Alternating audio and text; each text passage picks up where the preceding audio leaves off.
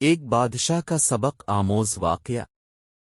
ایک ریاست کے بادشاہ نے یہ اعلان کروا دیا کہ کل صبح جب میرے محل کا مرکزی دروازہ کھولا جائے گا تب جس شخص نے بھی محل میں جس چیز کو ہاتھ لگا دیا وہ چیز اس کی ہو جائے گی۔ اس اعلان کو سن کر سب لوگ آپس میں بات چیت کرنے لگے کہ میں تو سب قیمتی چیز کو ہاتھ لگاؤں گا۔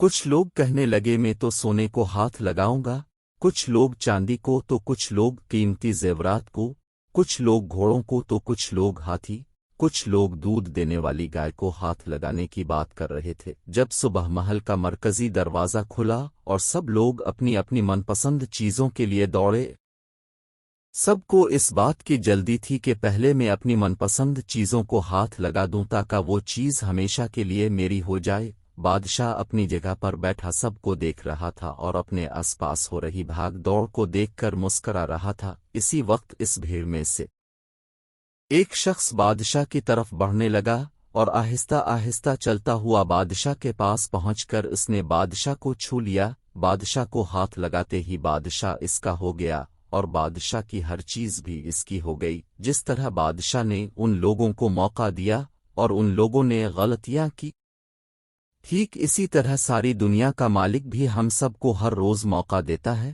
لیکن افسوس ہم عقل کے اندھے لوگ بھی ہر روز غلطیاں کرتے ہیں۔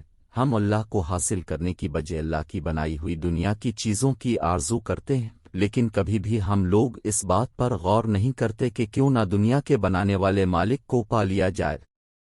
اگر مالک ہمارا ہو گیا تو اس کی بنائی ہوئی ہر چیز بھی ہماری ہو جائے گی۔